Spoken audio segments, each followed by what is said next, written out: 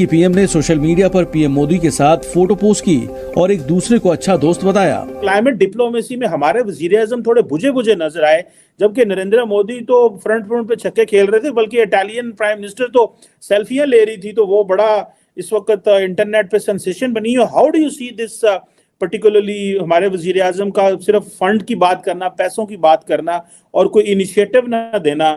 Meloni ने इस तस्वीर को अपने सोशल मीडिया अकाउंट पर शेयर किया है और लिखा COP28 में अच्छे दोस्त मेलोडी। बता दें कि इस दौरान पीएम मोदी ने #मेलोडी का भी इस्तेमाल किया है।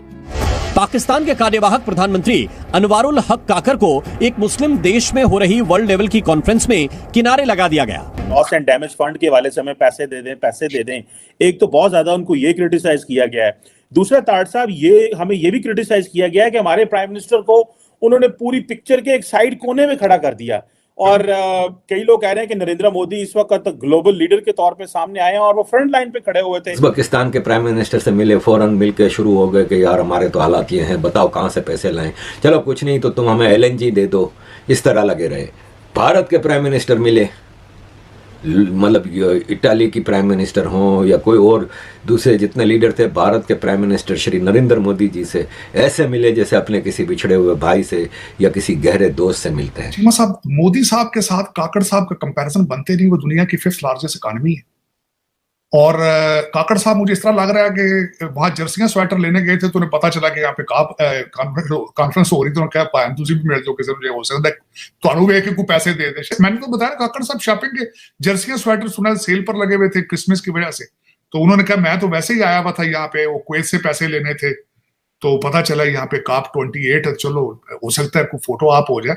लेकिन अफसोस के साथ वो आखिरी झंडे के साथ खड़े हुए थे और झंडा ही, वो मुझे झंडा ही लग रहे थे। उनका चेहरा पहचानना पड़ता कि इधर कोई बंदा खड़ा है वहां पे कि नहीं खड़ा। मुझे किसी ने जिस तरह आज बताया कि पाकिस्तान में सर्कल करके बताया, उसमें काकड़ साहब की शक्ल नहीं पहचानी जा सकती कि इधर इस काकड़ साहब हैं कि या कोई बंदा वैसे ही कोई खड़ा है या कोई झंडा ही है, शायद की पता है।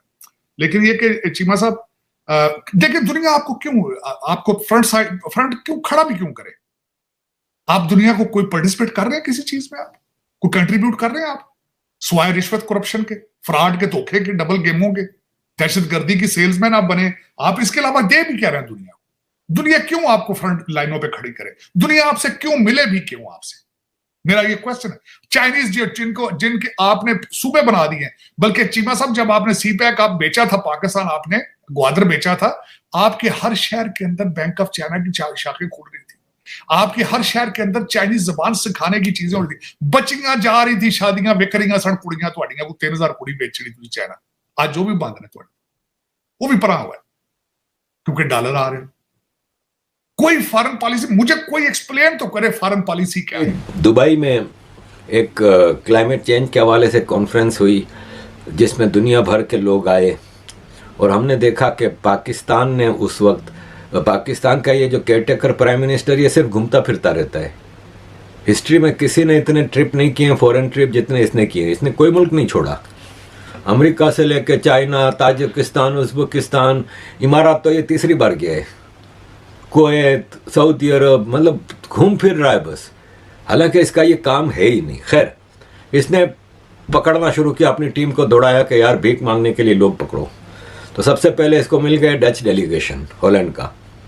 उनको लेकर के जी हमारे मुल्क में पैसे लगाएं, हमें पैसों की सख्त ज़रूरत है ये वो। उन्होंने कहा भाई साहब, अब हमारा नया प्राइम मिनिस्टर आ रहा है, वो खाली एक ही इन्वेस्टमेंट करेगा आपके पाकिस्तान में, वो आपके पाकिस्तानी मुसलमान हैं ना जो वहाँ रहते हैं, वो उनको वापस भेज देगा। इस तरह जो मिल गया, उज़्बेकिस्तान के प्राइम मिनिस्टर से मिले, फ़ौरन मिल के शुरू हो गए कि यार हमारे तो हालात ये हैं, बताओ कहाँ से पैसे लाएं, चलो कुछ नहीं तो तुम हमें LNG दे दो, इस तरह लगे रहे। भारत के प्राइम मिनिस्टर मिले, मतलब इटाली की प्राइम मिनिस्टर हों या कोई और दूसरे जितने लीडर थे, भारत के प्राइम मिनिस्टर श्री नरेंद्र मोदी जी से ऐसे मिले जैसे अपने किसी बिछड़े हुए भाई से या किसी गहरे दोस्त से मिलते हैं। और जब फाइनल फोटोग्राफ आई ना, तो वो पाकिस्तानियों के लिए एक धचका था।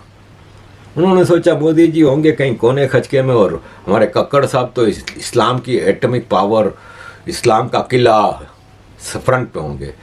तो कक्कड़ साहब पीछे की लाइन में भी सबसे कोने में अलग थलग रखा गया उनको। कि कोई इनके साथ खड़ा होने को तैयार नहीं था कि हमारे साथ खड़ा होगा तो भीख मांगना शुरू कर देगा। और मोदी जी फ्रंट लाइन में जॉर्डन के किंग और मैन लीडर्स के साथ खड़े थे। ये चीजें छोटी छोटी होती हैं, नोटिस करने वाली होती हैं। यहाँ मर रही है 42% हमारी इन्फ्लेशन, महंगाई है, और ये क्या है?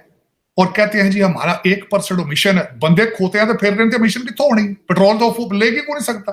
सिर्फ लाहौर इस्लामाबाद कराची में जो रूलिंग एलीट है, ब्रिटिश एजेंट है, सिर्फ वो तो तेल अफोर्ड कर सकते, बाकी सारी दुनिया तो साइकिल पर। मिशन किस चीज का होना? फिर आपके तो धुंध भी आती है तो वो उधर इंडियन पंजाब से वो आग लगाते तो आ जाती है धुंध, तो आप तो बिल्कुल साफ सुथरे पवित्र हैं। आपके तो पोल्यूशन है तो आपके है ही कोई नहीं, ना तो कोई चीज मैन्युफैक्चर हो रही पाकिस्तान के अंदर जिससे आप पोल्यूशन हो, कोई फैक्ट्री तो चल नहीं रही। हाँ, इट्टां दे भट्ठियां नाल बाकी हो सकती पोल्यूशन हो रही हो, क्योंकि मलक रियाज साहब ने बैरिया टाउन जो सिर्फ प्लाटा नहीं तो कम है पाकिस्तान। और कौन सी चीज मैन्युफैक्चर हो रही जिससे आप पोल्यूट करें चीजों? क्या है पाकिस्तान की, क्या फॉरेन पॉलिसी, कि हम किस चीज को रिप्रेजेंट कर रहे हैं दुनिया में? हमारा मोटिव क्या है? हम जाना कहाँ चाहते हैं? डेस्टिनेशन क्या है? हमारे एलाइज कौन हैं? लेकिन उसमें चीमा साहब, आज अफसोस वाली बात है कि आज काकड़ साहब, लोग सही कह रहे हैं कि गए क्यों थे वहां पे? को बुलाया था इन्होंने, किसी ने इनको बुलाया था वहां पे? हाँ, ये है कि आपका, बल्कि आपने इसके काप से क्या लेना था? आपने पहले स्विट्जरलैंड के अंदर एक दफा इसी का रोनाल्ड बना किया था, इसी इन्वायरमेंट का। लेकिन एनवायरमेंट के बारे में लोग इतने ही सीरियस हैं, जिस तरह एक पॉलिटिकल मूवमेंट सी है, गेट टुगेदर है, नेटवर्किंग है। उसकी वजह बताता हूं कि दो बड़ी ताकतें तो उसमें आई नहीं जो दुनिया के सबसे बड़े पोल्यूटर है, ना अमेरिका गया ना उसमें चाइना गया, आप अंदाजा लगा लें। और जो मैं उसके हिसाब से देख रहा था, आज जब उसकी बात हो रही थी कि डैमेज फंड वहां पे आज बनाया, जिसमें यूएई ने 100 मिलियन कमिट किया है, जिसमें जर्मनी ने कमिट किया है, यूके ने 60 मिलियन किया है। मेरे मुल्क ने शर्मिंदगी के साथ कहना चाहूंगा कि सिर्फ 15 मिलियन कमिट किया है, जबकि यूक्रेन के लिए 15 बिलियन है। यूक्रेन की जंग के लिए 50 billion, I am sorry, I am mistaken, 50 billion for Ukraine वार। लेकिन एनवायरमेंट, जिसके ऊपर मेरा जो बाइडेन और जॉन कैरी जो है, उनकी टोटल आधा पार्टी का उनका मैंडेट ही एनवायरमेंट है। यहाँ पे जितने डेमोक्रेट गवर्नर हैं, उन्होंने ऑलमोस्ट कई स्टेटों में, मैं जिस स्टेट में बैठा हूं, वो कहते हैं यहाँ पेट्रोल पे चलने वाली गाड़ी 2030 के बाद